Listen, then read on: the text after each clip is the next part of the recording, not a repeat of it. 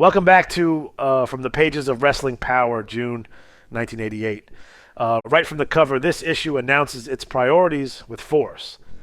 The masthead is aggressive, the language direct, and the promise is clear.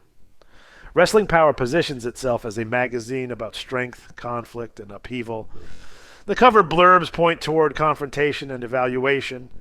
AWP attacks the Power Pack, and Patera and Billy Jack Haynes colliding with Demolition. The Bolsheviks under scrutiny. This is not a celebratory issue. It is an issue about pressure, judgment, and power dynamics inside professional wrestling. Inside, the front matter establishes the magazine's identity. Editorial credits, photography acknowledgments, advertising contacts, and circulation information fill the opening pages. The presentation is dense, businesslike, and confident, reinforcing Wrestling Power's role as a publication that wants to be taken seriously within the wrestling press landscape of the late 1980s. The table of contents lays out a packed issue. Nearly every page promises confrontation, transition, or reassessment. Editorial commentary sits alongside rankings, news columns, galleries, major features, and reader interaction. The structure makes it clear that this magazine is not focused on a single promotion or storyline. Instead, it wants to evaluate the wrestling world as a whole, from headliners to prelim wrestlers. The issue opens editorially with "More Power to You," written by Editor-in-Chief Michael O'Hara. The tone is reflective but unsentimental. The editorial discusses the changing financial and professional realities of wrestling, particularly for veterans approaching the later stages of their careers. There is discussion of wrestlers transitioning away from active competition, moving into backstage roles, or confronting the reality that the industry is evolving faster than many can adapt. Now, the column does not romanticize decline. Instead, it frames change as unavoidable and often unforgiving. From there, the magazine moves into ratings. This section lays out Wrestling Power's ranking system, explaining how contenders are evaluated and separated by promotion. The presentation emphasizes structure and objectivity, reinforcing the magazine's desire to be seen as analytical rather than promotional. The power line follows, serving as a rapid-fire news and commentary section. Short items cover developments across multiple wrestling territories and organizations. The pacing here is brisk, creating a sense of motion and constant change. Wrestlers rise, fall, shift alignments, and move between promotions, and the column captures that instability. The pace slows with a gallery of wrestling's greatest prelim athletes. This feature is photography-driven, spotlighting enhancement talent who rarely receive sustained attention. The gallery reframes these wrestlers not as disposable opponents, but as essential components of the wrestling ecosystem. The layout invites the reader to linger on faces and physiques, usually seen only briefly on television. Feature articles follow in steady succession.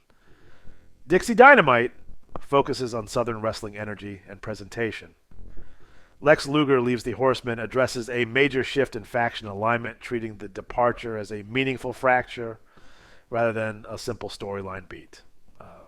The tone suggests consequence and uncertainty.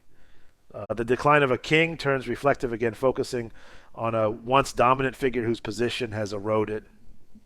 The article frames decline as part of wrestling's natural cycle, emphasizing that reputation alone cannot stop momentum from shifting.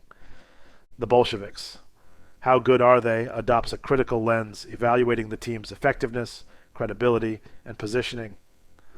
The article is analytical, asking questions rather than issuing proclamations, and encouraging readers to assess performance rather than gimmick alone.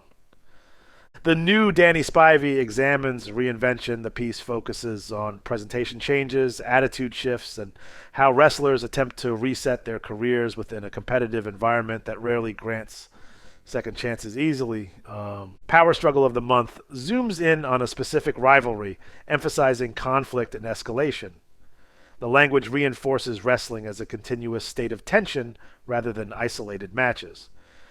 Andre Hyped at Bundy's Expense shifts tone again, examining promotional emphasis and narrative framing. The article discusses how spotlight and hype can elevate one figure while diminishing another, intentionally or otherwise. At the center of the issue sits the major feature, the power pack.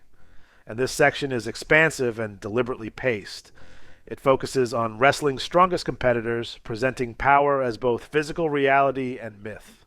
Wrestlers like Ken Patera, Billy Jack Haynes, Ric Flair, Paul Roma, Hercules Hernandez, King Kong Bundy, David Sammartino, and Bob Backlund are examined within the context of strength, conditioning, and presence. The feature blends reputation with observation, encouraging readers to compare styles of power rather than assume one dominant definition. Reader interaction returns with Power to the People and the Wrestling Power Mailbag. Letters from readers bring opinion, criticism, praise, and debate. Editorial responses are restrained, allowing the audience to shape the conversation. These sections reinforce that wrestling fandom is participatory, vocal, and deeply invested. Advertisements appear consistently throughout the issue. Mail order ads promote wrestling photographs, videotapes, and memorabilia. Martial arts and combat sports videos share space with wrestling promotions.